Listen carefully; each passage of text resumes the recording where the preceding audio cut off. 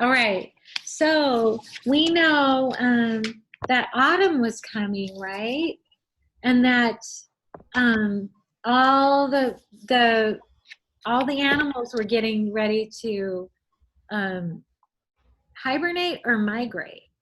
So let me Hibernate. read you the last paragraph of what we read last week. The crows stockpiled acorns. The swallows were still swooping over the farmland, but they would soon be leaving for winter. And any day now, other migratory birds would begin passing through on their journey to the south. Chapter 34, The Delighted Geese. A flock of geese had just landed at Hilltop Farm.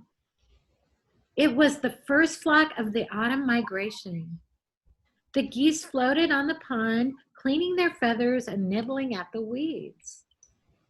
But they all stopped what they were doing when Roz waved and said hello. The robot never forgot a face, and she was certain she didn't know any of these geese. But they seemed to know her. What?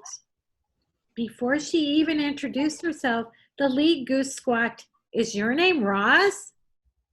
The robot stared at the goose. "Yes, it is." "And you can speak the animal language?" The answer was obvious, but Roz politely said, "Yes, I can speak the animal language." Do you by any chance have a goose for a son?" What? "Yes, I do," said Roz.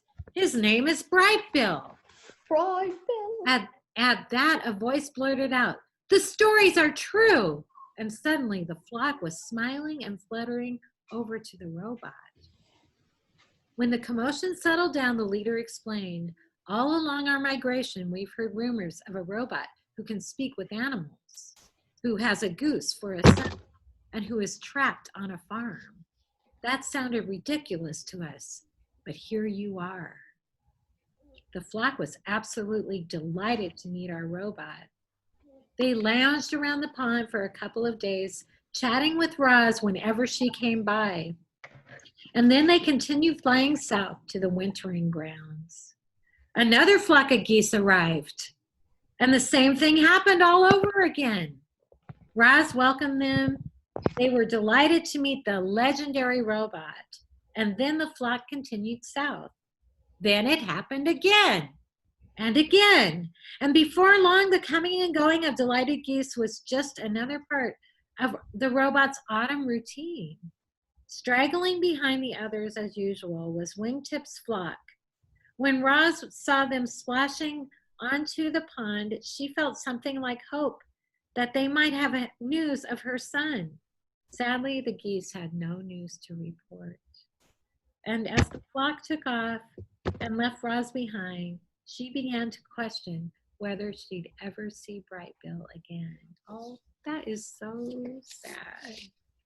You guys okay? Oh my gosh. All right. Chapter 35, The Memories. Roz still dreamed of escaping, of going home, of reuniting with her son. But her dreams were starting to feel impossible, and she was losing hope.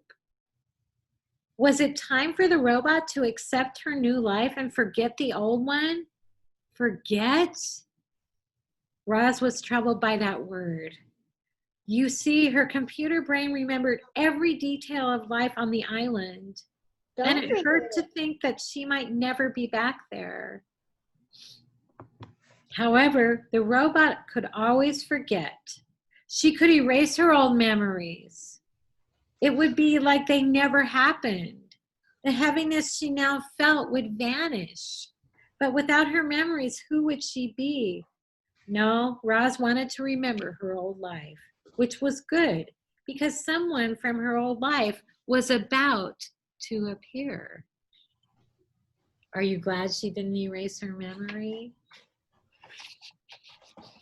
Chapter 36, The Unusual Flock.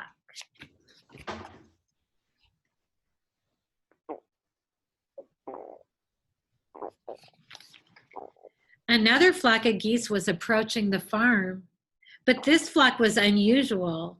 It wasn't flying south like the others. It was flying north in a perfect V formation, and it was led by a young, graceful goose. The flock flew once around the farm buildings and then delicately touched down in the barnyard. The leader whispered some words to the others, and then he fluttered to the barn door. The cows looked up from their stalls as the goose perched himself on a railing in the middle of the barn. Is that unusual behavior for a goose? Who thinks that? That's right The cows looked up from their stall. Then the goose cleared his throat, shook his tail feathers, and announced to the herd, "I'm looking for the robot named Roz.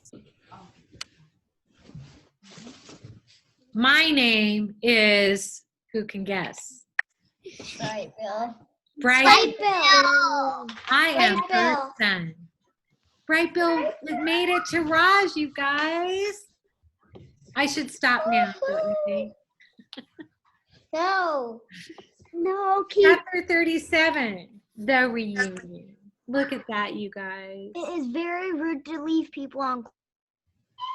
Isn't that amazing? Yeah, it's totally. They're like in love and tie. They're hugging. Something was wrong with the cows. The excited moos echoed out from the barn and across the farm. Roz sent the milk truck away for its evening deliveries, and she hurried off to see what all the ruckus was about. When she stepped into the barn, she found the entire herd crowded together. As the robot started pushing her way through, the cows turned to her and smiled, and then Roz saw him. Her beloved son, Bright Bill. As you know, reader, robots don't feel emotions, not the way animals do. But in that moment, in that barn, nobody had any doubt how Roz felt. She rushed forward and scooped her son into her arms. "Bright Bill," she cried, "is it really you?" "It's really me," Bright Bill nuzzled his mother's face. "But how did you find me?" said Roz. "Ma, you're famous. You were all everyone could talk about at the wintering grounds. It started with the flocks of geese that stopped here on their migrations. They shared your story with everyone they met. Your story spread from flock to flock, from north to south, from east to west. Eventually, your story made its way to me. I took off as soon as I heard where you were. I didn't even tell the others. But we caught up," Loud-winged the old goose fluttered over the herd and gently landed on a cow's back. "Bright Bill wasn't the only one who wanted to see you again, Roz." The rest of the flock appeared, and the robot found herself surrounded by old friends and family. Squawking and mooing and laughing and cheering filled the barn. But then came a loud, clear voice that only the robot understood. "Roz, what are you doing?" The animals hushed. Roz slowly turned around, and there was Jaya and Jad standing in the doorway. Children had seen everything. Should I do one more chapter? Yeah. This is called The Truth. Children can be very sneaky, and Jaya and Jad heard the ruckus coming from the barn. They silently sneaked over to investigate. Now they were staring at a very strange scene indeed. Roz was standing in the middle of the barn, surrounded by the entire herd of cows, and for some reason a flock of geese was there as well. And one of the geese was being cradled in the robot's arms. But what most confused the children were the animal noises they had been making. The thing is, children aren't just sneaky, they're also smart.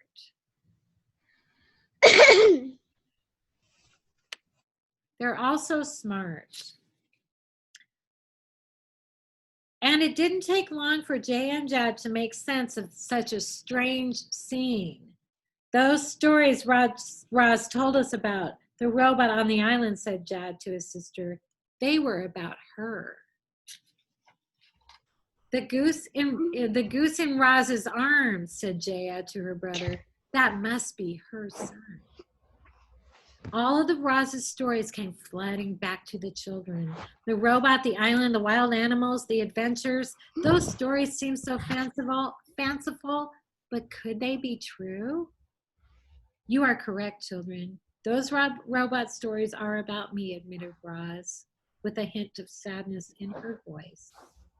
There were so many times that I wanted to tell you the truth about my past, but I was afraid the Classroom right here. truth would frighten you.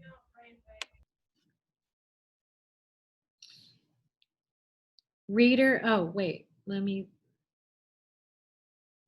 the robot motioned to the goose in her arms. This is my son. His name is Brightbill. Reader, there's another important quality that children possess. You guys have it too. Children care about others and about the world. And as Jaya and Jag gazed at Roz and Brightbill, their little hearts were full of compassion and empathy. Please do not tell your father about me, said Roz. To him, I am just a machine. If he learns the truth, he will send me back to the robot factory where I will be destroyed. But you must do what you feel is right. My life is in your hands now. The children looked at each other and smiled. Don't worry, Roz, said Jaya. Your secret is safe with us. Oh, what do you guys think about it so far? Good. Another chapter.